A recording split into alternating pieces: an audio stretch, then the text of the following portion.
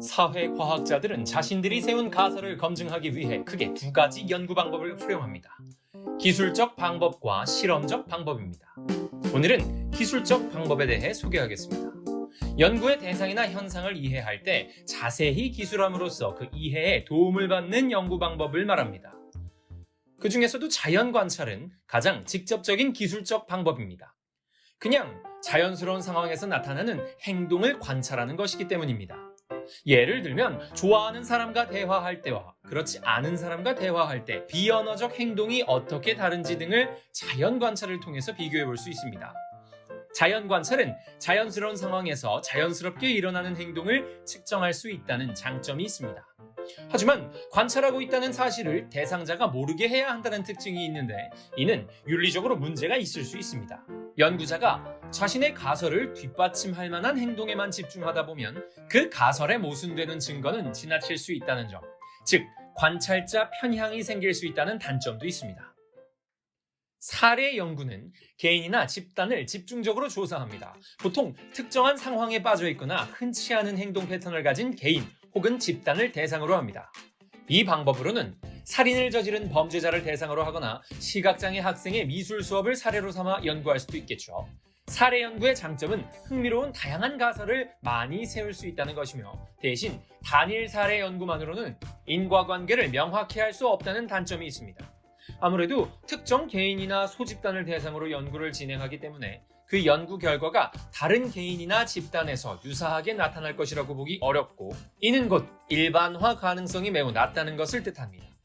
기록 연구는 이러한 일반화 가능성의 문제를 줄일 수 있는 방법입니다. 비슷한 사례를 많이 조사하는 거죠. 예를 들어 2020년 한 해 동안 서울에서 일어났던 살인사건에 대한 경찰 기록을 모두 조사해서 수백 건의 살인사건 사례에 대한 공통점을 추출하는 것입니다. 기록 연구는 아무래도 현실 세계에 존재하는 다량의 자료를 기반으로 하기 때문에 일반화 가능성을 높일 수 있습니다.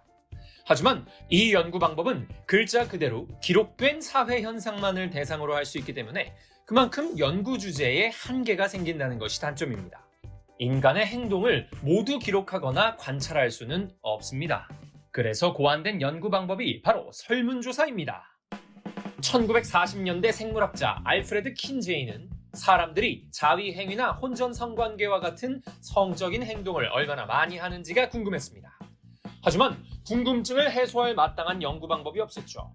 성행위를 공개된 장소에서 하는 사람도 없을 뿐더러 그 내용을 매일 기록하는 사람도 찾기 힘들기 때문입니다. 즉, 자연 관찰법이나 기록 연구로는 불가능한 연구였다는 거죠.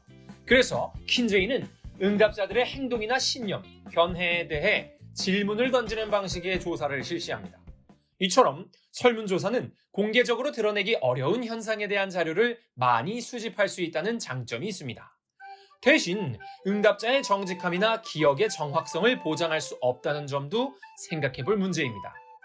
사실 여부에 상관없이 자기도 모르게 스스로 또는 사회적 기준에 맞거나 좋아 보이는 것들을 체크하게 되는 이른바 사회적 선망 편향 현상이 있기 때문입니다.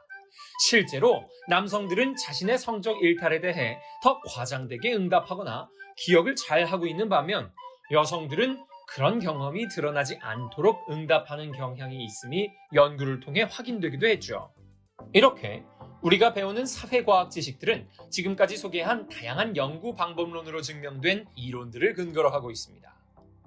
지금 이 순간에도 사회과학자들은 여러분이 왜 그런 생각을 하는지, 왜 특정 상황에서 그러한 행동을 하는지를 다양한 연구 방법을 활용해 연구하고 있다는 사실, 흥미롭지 않습니까? 샘나는 지식이었습니다.